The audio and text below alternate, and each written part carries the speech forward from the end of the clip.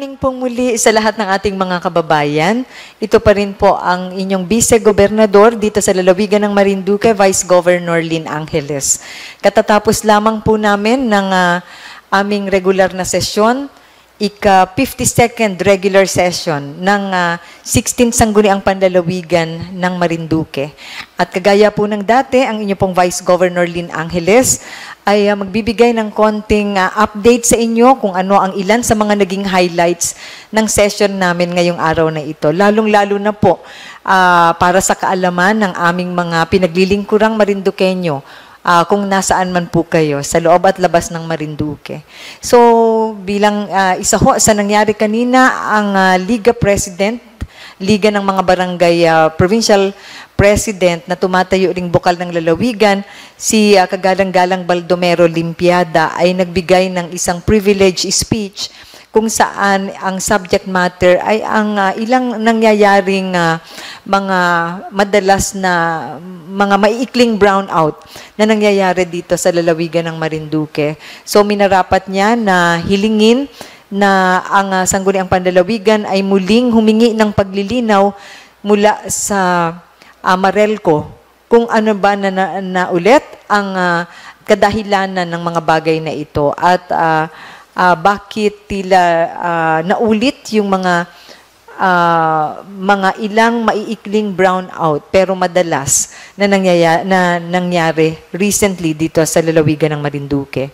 Gayon din, ang Sangguniang Panlalawigan ay nagpasa ng isang resolusyon kung saan ay nagbibigay ang provincial government ng amount na 350,000 pesos sa bayan ng Torrijos para gamiting tulong sa selebrasyon ng Battle of Pulang Lupa. So ito po ay gaganapin ngayong buwan ng Setyembre at ang provincial government as it committed or isa ho kasi sa commitment ng provincial government is to provide assistance sa celebration ng Pulang Lupa, which is a very important provincial event backed up also by a Republic Act. Gayon din ho, ipinasa ng Sangguniang Panlalawigan or idineklara ng Sangguniang Panlalawigan ang Municipal Ordinance number 202 Series of 2023 ng Bayan ng Gasan to be valid and within the authority of the said LGU to enact.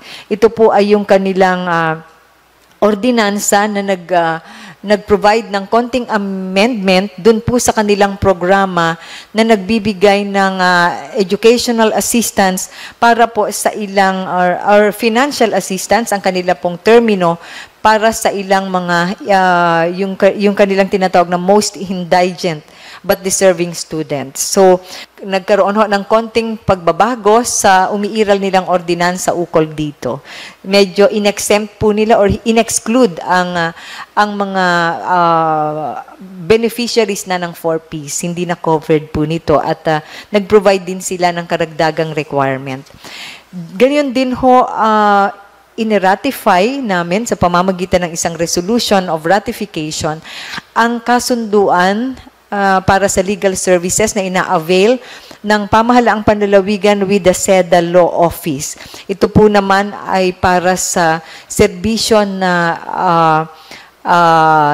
nire-render ng law firm na ito sa kaso na pinaplanong isampa ng lalawigan ng Pamahalaang Panlalawigan pa rin in relation ho sa damage and claims for damages among other cases and related legal services involving po ito dun sa claim ng Pamahalaang Panlalawigan laban sa Placer Dome Incorporated, sa Mark Copper Mining Corporation, Barrick Gold at mga subsidiaries ng mga korporasyon na ito.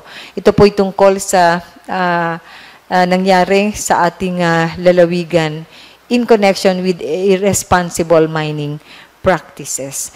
Yun ho, dalawang resolution ho yun, ni-ratify yung principal contract and at the same time yung addendum dun ho sa legal service contract na in-engage ng provincial government in pursuant in pursuance to 3 previously adopted resolutions in 2020 and 2021. Gayon din ho, meron hong inappropriate na additional or supplemental appropriation in the amount of 250 pesos, 250,000 pesos para po gamitin sa expenses na mai-incur para sa pagbili ng training tools, materials, and supplies para po gamitin dito sa pinaplanong set up na provincial training school ng pamahalaang panlalawigan in partnership with TESDA. Ito po ay isang training school na ang pinakang focus ay yun hong heavy equipment. So, yun, proyekto ho yun ng provincial government with TESDA, and initially, we appropriated 250,000 pesos para sa pag-purchase ng initial supplies na kakailanganin at saka po yung ilang kakailanganin for the trainers training. Gayon din ho ay isa hong ordinansa ang ipinasa ng Sangguniang Panlalawigan ngayong araw na ito on third and final reading. Ito po ay yung ordinansa na nag-integrate or nag-include, pero ang term na ginamit ito ay integrating some provisions of Republic Act 10176 o mas nalalaman o tinatawag po natin ngayon na Arbor Day Act of 2012. May mga provision ho ang batas na ito na inintegrate sa umiiral na Marinduque Greening Program Ordinance dito sa ating lalawigan. So we just made sure na ang atin hong greening program na embodied sa previously enacted resolution ay mas pinalakas pa at mas ginawang comprehensive sa pag-integrate ng ilang provision mula sa Republic Act 10176. Yun ho, at syempre po, ang buwan ng Setyembre po ay buwan ng civil service o yung tinatawag na Civil Service Month. Kaya po, ang atin hong gobernador dito sa lalawigan, Governor Presby Velasco, ay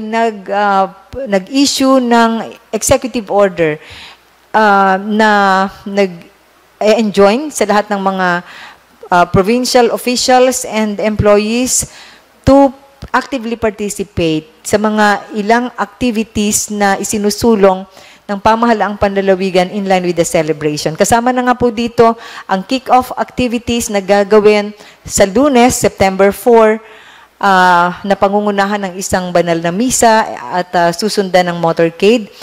At gayon din ho, sa September 8 ay magkakaroon ng parang sort of fun run initiated by the provincial government through the Human Resource Office. So ito ho ay bilang pakikibahagi ng pamahalaang panlalawigan sa celebration ho ng Civil Service Month na nangyayari sa buong bansa. At alam ko, yun hong mga ibang LGUs, iba't ibang bayan sa panguna ng mga mayor at iba pang mga opisyales ng bayan at iba rin hong mga ahensya ng pamahalaan ay may kanya-kanya hong activities in line with the celebration of the Civil Service Month. Kaya gusto ko hong samantalain ng pagkakataong ito para sa lahat ng mga katuwang sa serbisyo publiko, mga government, mga public servants, government officials and employees na pinili ang misyon ng paglilingkod sa serbisyo publiko, ay binabati po natin ng isang makabuluhang pagdiriwang ng